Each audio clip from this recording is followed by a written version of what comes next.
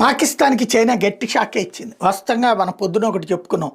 బెలూచిస్తాన్ ప్రాంతంలో బెలూచ్ రెబల్స్ అని వాళ్ళు అంటారు, బెలూచ్ ఫ్రీడమ్ ఫైటర్స్ అని వీళ్ళు అని చెప్తారు, బెలూచ్ స్వతంత్రం కోసం పోరాడుతున్న వాళ్ళు అని చెప్తారు వాళ్ళు.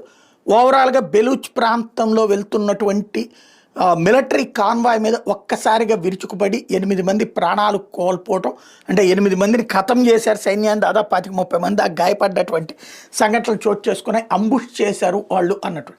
ఇది ఎందుకు జరిగింది అంటే కడుపు రగిలిపోయినటువంటి ఆసిఫ్ మునీర్ అర్జెంటుగా పంపించాడట. వాస్తవంగా ఈ మధ్యన పాకిస్తాన్ సైన్యం అటు వెళ్ళమంటే వెళ్ళనంటున్నారు, ఎందుకంటే బై రోడ్డు మాత్రమే పంపిస్తారు.